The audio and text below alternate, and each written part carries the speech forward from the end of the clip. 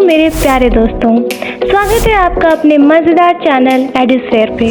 मैं हूं आपकी नैन्सी मैम और आज हम बात करने वाले हैं एक ऐसे संगीत यंत्र की जो शादियों, मंदिरों और शुभ अवसरों का हिस्सा रहा है, शहनाई। और जब शहनाई की बात हो तो एक नाम सबसे पहले याद आता है, उस्ताद बिस्मिल्लाह खान। उन्होंने अपनी कला से शहनाई को सिर्फ भारत ही नहीं बल्कि पूरी दुनिया में प्रसिद्ध बना दिया। शहनाई सिर्फ एक संगीत यंत्र नहीं बल्कि भारतीय संस्कृति का एक महत्वपूर्ण हिस्सा है। ये एक विंड इंस्ट्रूमेंट है जो अपनी मधुर और सुकून भरी आवाज़ के लिए जाना जाता है, जिसे एक शुभ और पवित्र माहौल बनता है। कहा जाता है कि इसका विकास एक प्राचीन संगीत यंत्र पुंगी से हुआ, जिसे एक नौकर ने सुधार कर एक नया रूप दिया और इसी वजह से इसका नाम शहनाई पड़ा, क्योंकि ये पहली बार शाह यानी राजा के महल में नाई यानी कि बारबर के द्वारा बजाई गई थी। बिस्मिल्लाह खान सिर्फ एक बड़े संगीतकार ही नहीं बल्कि एक मिसाल भी है कि कैसे मेहनत, लगन और समर्पण किसी कला को ऊंचाई तक ले जा सकता है। बिहार के डुमरांव गांव में जन्मे बिस्मिल्लाह खान ने अपनी शहनाई की धुन से न सिर्फ भारत में बल्कि पूरी दुनिया में अपनी पहचान बनाई। उनका जीवन एक प्रेरणा है जो सिखाता है कि अगर किसी चीज़ से सच्ची लगन हो तो सफलता ज़रूर मिलती है। उन्होंने शहनाई को एक लोकप्रिय संगीत यंत्र से उठाकर क्लासिकल म्यूज़िक का एक महत्वपूर्ण हिस्सा बना दिया। शहनाई और बिस्मिल्लाह खान एक दूसरे के पर्याय बन चुके हैं। उनकी मधुर धुन हर दिल को छू लेती है और उनकी कहानी हमें सिखाती है कि अगर हम अपनी कला को पूरी निष्ठा से समर्पित करें तो दुनिया हमारी ज़रूर सराहना और प्रशंसा करेगी। तो अपना एक्साइटमेंट ऑन करो, थोड़ी मस्ती करो और मेरे साथ इस मधुर संगीत यंत्र और इसके महान कलाकार की कहानी को एक्सप्लोर करने चलो। तैयार हो ना? चलो शुरू करते हैं। तो सबसे पहले हम इसका इंट्रोडक्शन देख लेते हैं।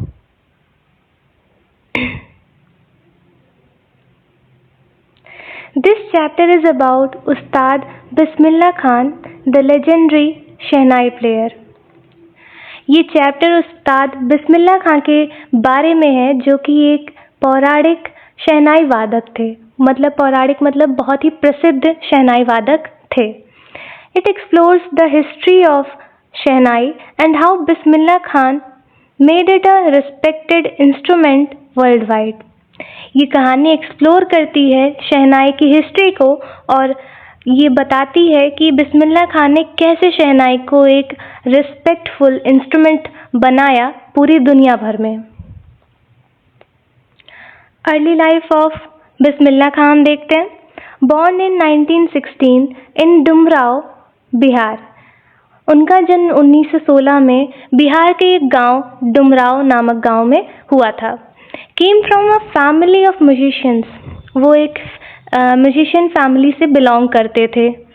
Started learning shehnai at a young age from his uncle Ali बख्श।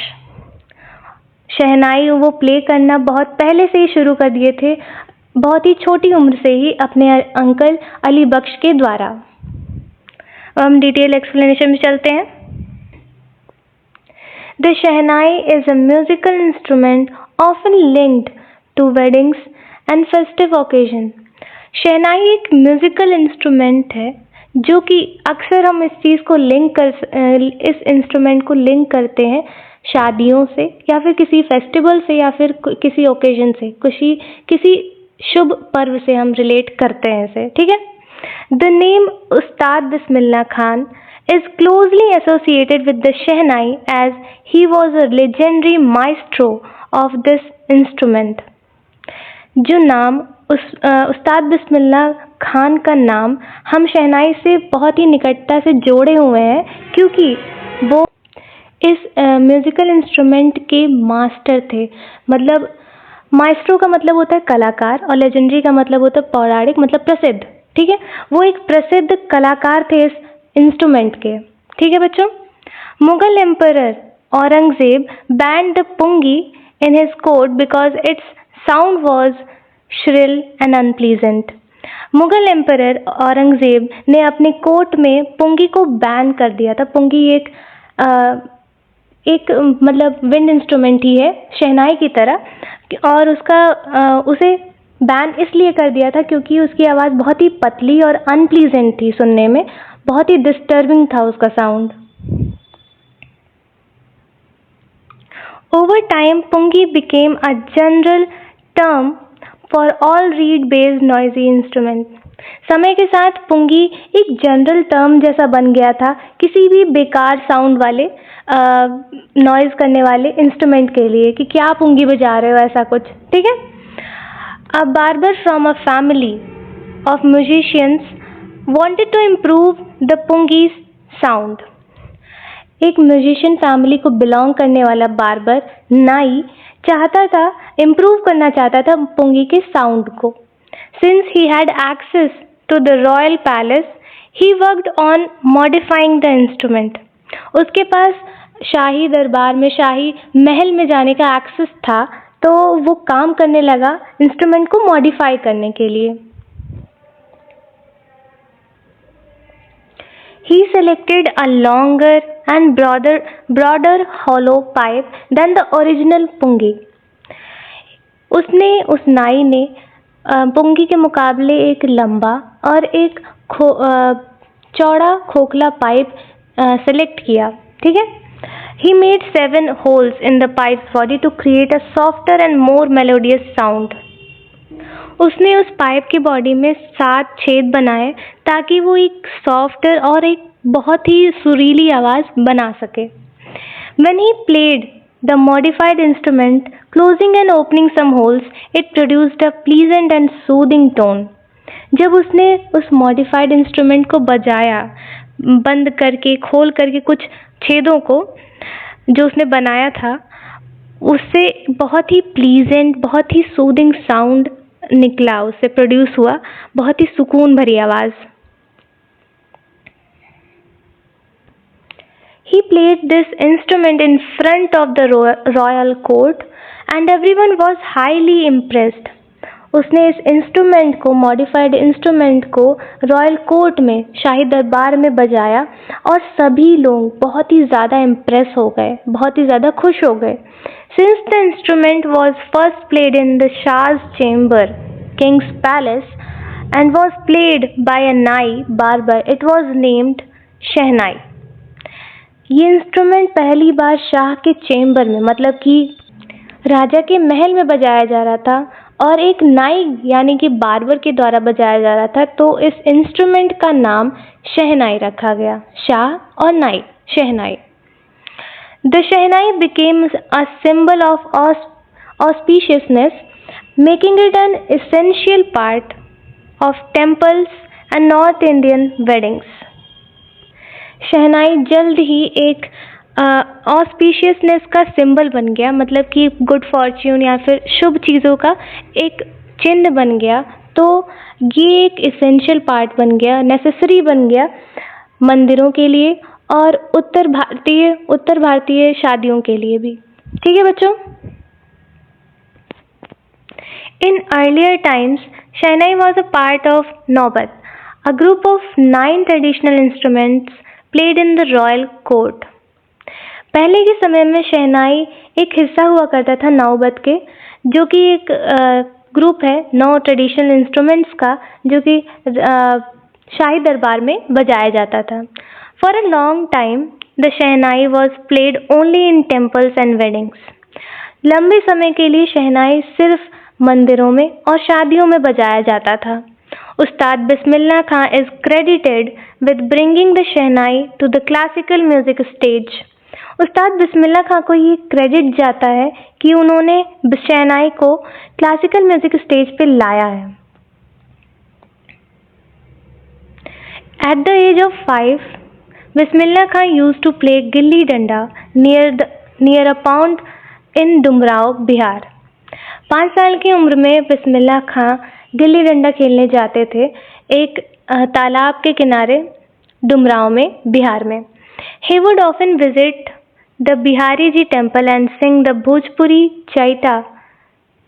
चैत डिवोशनल सॉन्ग। वो बिहारी जी के टेम्पल अक्सर जाया करते थे और वहाँ पे भोजपुरी चैता नाम का एक सॉन्ग था, वो डिवोशनल सॉन्ग वो गाते थे।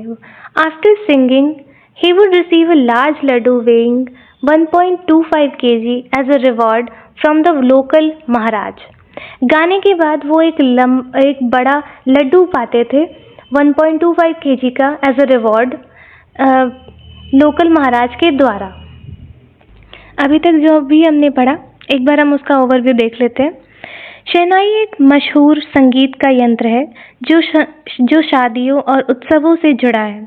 इसका नाम उस्ताद बिस्मिल्लाह खां के बिना अधूरा है, जो इसके महान कलाकार थे। पहले मुगल बादशाह औरंगजेब ने पुंगी को इसके तेज और भद्दे स्वर के कारण अपने दरबार में बैन कर दिया था। धीरे धीरे पुंगी शोर वाले रीड बेस्ड यंत्रों का सामान्य नाम बन गया। एक नाई यानी कि बार्बर जो संगीतकार परिवार से था, उसने पुंगी की धुन को सुधारने की सोची। उसने एक लंबी और मोटी खोखली पाइप चुनी और उसमें 7 छोटे छेद किए, जिससे सुर मधुर और सुकून भरे हो गए। जब उसने इसे राजा के सामने बजाया तो सभी प्रभावित हो गए, क्योंकि ये शाह के महल में पहली बार बजा और इसे एक नाई ने बजाया, इसलिए इसका नाम शहनाई पड़ा। धीरे धीरे ये शुभ मान ली गई और मंदिरों और शादियों का एक आवश्यक हिस्सा बन गया। पहले ये सिर्फ नौबत यानी राज दरबार में बजने वाले 9 संगीत यंत्रों का एक हिस्सा थी, पर बिस्मिल्लाह खां ने इसे क्लासिकल म्यूजिक का एक महत्वपूर्ण अंग बनाया। उनका जीवन भी रोचक था। बचपन में वो डुमराव बिहार में गिल्ली डंडा खेलते थे और बिहारी जी मंदिर में भोजपुरी चैता भजन गाते थे। गाने के बाद उन्हें वहाँ के महाराजा से 1.25 kg का बड़ा लड्डू इनाम में मिलता था। अब हम अगले पेज पे चलते हैं। This incident happened 80 years ago, and from there, Bismillah Khan went to receive India's highest civilian award, the Bharat Ratna. ये इंसिडेंट 80 साल पहले हुआ था। बिस्मिल्लाह खां उसके बाद इंडिया के सबसे हाईएस्ट सिविलियन अवार्ड को लेने भी गए थे, the Bharat Ratna. Bismillah Khan was born on 21 March 1916. Bismillah Khan का जन्म 21 मार्च 1916 में हुआ था। He belonged to a prestigious family of musicians from Bihar. वो बिलोंग करते थे एक प्रतिष्ठित म्यूजिशियन फैमिली के, जो बिहार में थे। His grandfather Rasool Baksh Khan was a shehnai player in the court of Bhojpuri king. उनके दादाजी रसूल बख्श खान एक शहनाई वादक थे भोजपुरी राजा के दरबार में। His father पैगंबर बख्श and other paternal ancestors were also great shehnai players. उनके पिताजी पैगंबर बख्श और दूसरे पैतृक पूर्वज भी बहुत बड़े शहनाई वादक रह चुके थे। Bismillah Khan developed an interest in music at an early age. Bismillah Khan ने म्यूजिक में इंटरेस्ट बहुत पहले ही बना लिया था, एक बहुत ही कम उम्र पे। ठीक है,